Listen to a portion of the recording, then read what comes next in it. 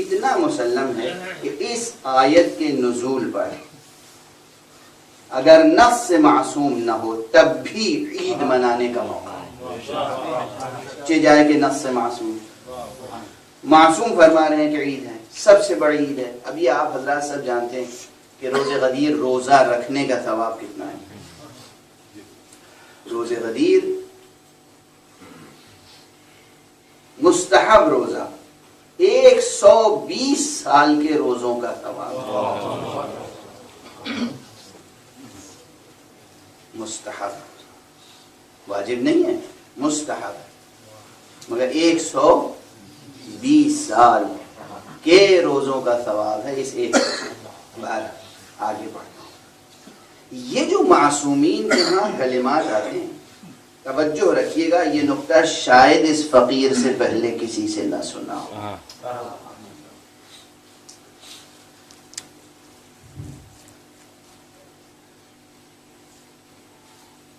بہت سی روایتیں ہیں جن میں معصوم فرما دیتے ہیں کہ یہ عمل کرو، اتنی مدت کا ثواب ملے گا، مدت، وقت۔ روزہ غدیر روزہ رکھو، 120 سال کے روزوں کا ثواب ملے گا۔ توجہ رہے، میں کیا عرض کر رہا ہوں، گفتگو مربوط ہے، تسلسل ذہن میں رہے پہلے جملے سے۔ یا ایک اور روایت سنتے جائیے، روزہ غدیر بھی زیارت امام حسین علیہ السلام، شب غدیر بھی زیارت امام حسین مستحب، زیارت امیر المومنین بھی مستحب۔ روزہ غدیر معجزے ظاہر ہوتے ہیں قبر مبارک امیر المومنین سے، جس کی روایت اپنوں نے نہیں غیروں نے کی ہے۔ بہت مشہور مصنف ہے عربی زبان کا، جس کی کتاب دنیا کی اکثر بڑی زبانوں میں ٹرانسلیٹ ہو چکی ہے، سفرنامہ ابن بطوطہ۔ ابن بطوطہ 18 عید غدیر کو نجف اشرف میں موجود تھا، اور اس نے اپنی آنکھوں سے معجزے دیکھے، بیماروں کو صحت پاتے ہوئے دیکھا، معلولین کو صحت یاب ہوتے ہوئے دیکھا۔ یہ معمولی روز نہیں ہے۔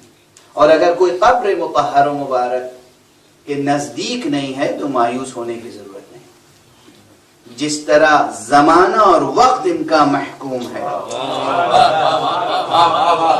ان کے آگے نہ زمان کی حقیقت ہے نہ مکان کی حقیقت۔ یہ تھوڑی کہ علی وہاں ہے ہم سے بے خبر ہے، علی حاضر ہے، علی ناظر ہیں، علی باخبر ہیں۔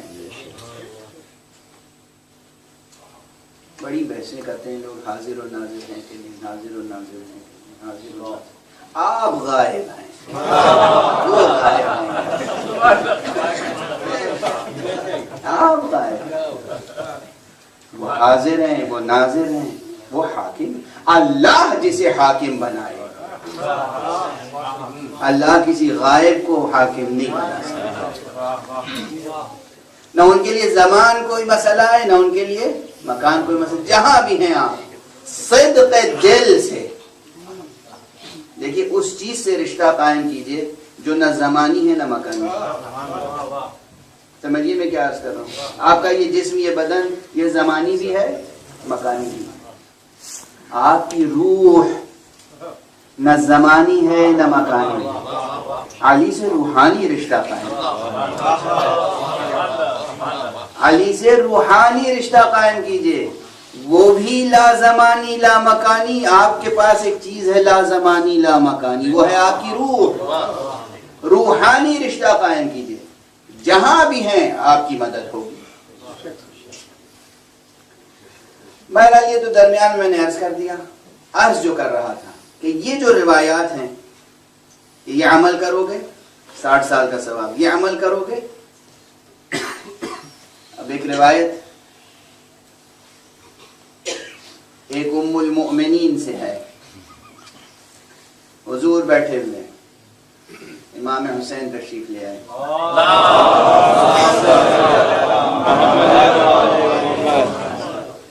حسین کو آغوش میں اٹھایا، پیار کیا، آنکھوں سے آنسو جاری ہوئے اور فرمایا، واقعات کربلا کی طرف اشارہ کیا اور فرمایا کہ اس کی زیارت کو جو جائے گا اسے اللہ میرے ساتھ حج کرنے کا ثواب عطا، میرے ساتھ، یوں ہی نہیں کہ صرف حج، حضور کے ساتھ حج کرنے کا ثواب۔ اب صرف میرے ساتھ کی تشریح کے لیے وقت نہیں ہے، رسول کے ساتھ حج کے معنی کیا ہے؟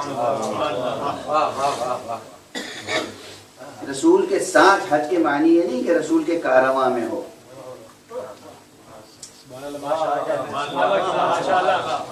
صرف اتنی بات نہیں، یہاں بہت گہری بات ہے۔ بہت سے لوگ رسول کے کارواں میں تھے، رسول کے ساتھ نہیں تھے کارواں میں، ساتھ نہیں تھے رسول۔ رسول فرمانے میرے ساتھ حج کرنے کا ثواب۔ انہیں حیرت ہوئی، تعجب لاحق ہوا کہ آپ کے ساتھ حج کا ثواب؟ کا ایک نہیں 10 حج کا ثواب، کا 10 حج کا ثواب، کا نہیں 10 نہیں 20 حج کا ثواب۔ ان کی حیرت بڑھتی گئی، پیغمبر کی عطا یہاں تک کہ روایت ہے آپ نے فرمایا 1,20,000 حج کا ثواب۔ توجہ ہے، بس یہاں ٹھہر جاتا ہوں، یہاں ٹھہر جاتا ہوں۔ اس طرح کی جتنی روایتیں، یہ ثواب عطا کرنے کا حق صرف اسی کو ہو سکتا ہے وقت جس کا محکوم۔ صلوات پڑھ دیجئے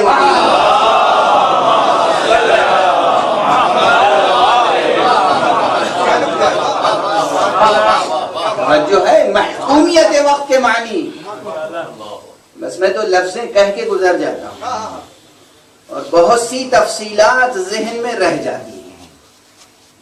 وقت کی محکومیت ہے، وقت محکوم ہے ان کا۔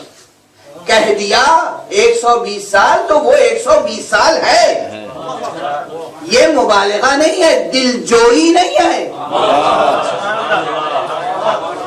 دل جوئی نہیں ہے، مبالغہ نہیں ہے۔ کہہ دیا تو اس نے کہا ہے کہ جس کی زبان قول کن فیکونی کی امانت دار ہے، اس نے کہا ہے جس کا ارادہ کن فیکونی ہے، اس ولی نے کہا ہے جسے ولایت تشریعیہ بھی حاصل ہے، ولایت تکوینیہ بھی حاصل ہے، اس نے کہا ہے کہ جس کی بیٹی اگر کہہ دے کہ بیٹا تمہارا لباس رضوان لے کر آ رہے ہیں تو رضوان لے کر آتا ہے، اگر وہ نبی کہہ دے کہ 120 سال کا ثواب ہے پھر 120 سال کا ثواب۔ توجہ ہے؟